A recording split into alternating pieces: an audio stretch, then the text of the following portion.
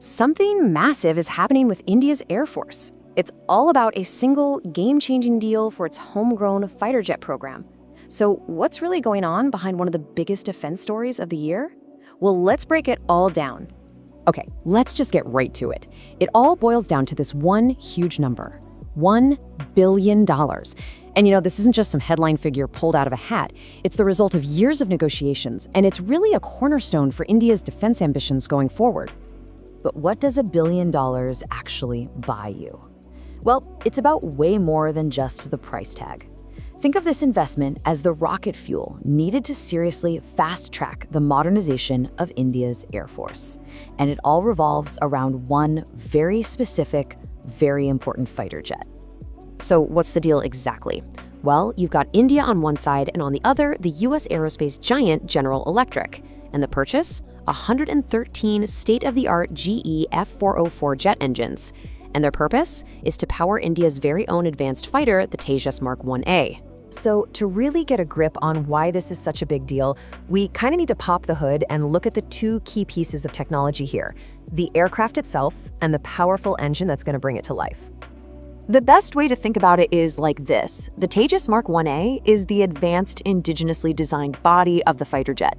But the GE F404 engine, that's its high-performance heart. And obviously, one can't function without the other. This agreement makes sure the Tejas has the powerful, reliable heart it absolutely needs. And believe me, this jet is no empty shell. We're talking a seriously packed piece of kit. It's getting loaded up with Astra-Beyond visual range missiles, ASR-AM missiles for when things get up close and personal, and a cutting-edge ELTA multi-mode radar system.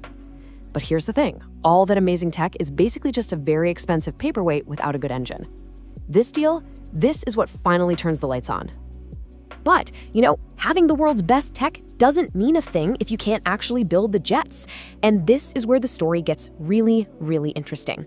It's not just about what the jet can do. It's about solving a huge problem that was grinding the entire assembly line to a halt.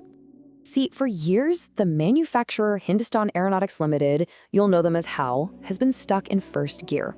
They've been struggling to build these jets fast enough, and the main reason why was a surprisingly simple but totally crippling problem. They just could not get the engines on time. This new agreement completely flips the script. Just look at this timeline. Between 2027 and 2032, those 113 new engines will be delivered.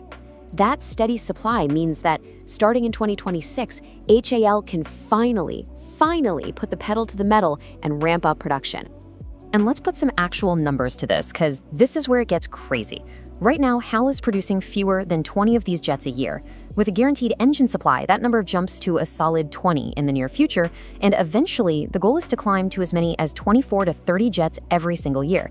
So we're not just unlocking a bottleneck here, we're blowing the doors clean off. So okay, we've got the advanced tech, and now a solution for production. But that brings us to the biggest question. Why? Why is India investing so much money and pushing so hard to get these jets into the sky right now? Well, the answer lies in a pretty simple, but honestly a kind of alarming number. Take a look at this. The Indian Air Force is currently operating with just 29 fighter squadrons, but its authorized strength, the number it's supposed to have to defend its airspace, is over 42. That's a huge gap. It's not a small shortfall, it's a massive capability gap. And the Tejas program is seen as the key to closing it. And this urgency, well, it's really amplified when you look at the neighborhood. Neighboring countries are fielding large and very technologically advanced air forces. So from a strategic point of view, modernizing and expanding its own fleet isn't just a choice for India, it's an absolute imperative. But here's what's so interesting.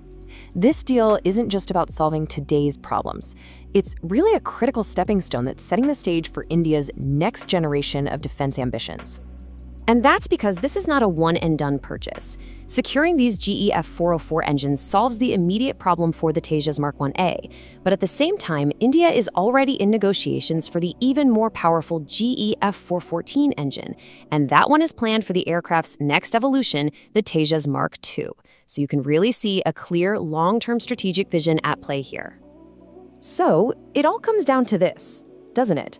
For decades, the Tejas has been a symbol of India's ambition for a self-reliant defense industry. Now, with its persistent engine problems finally solved, can this homegrown fighter jet finally make the leap from a national ambition into a true regional powerhouse? That is what this billion-dollar deal will ultimately decide.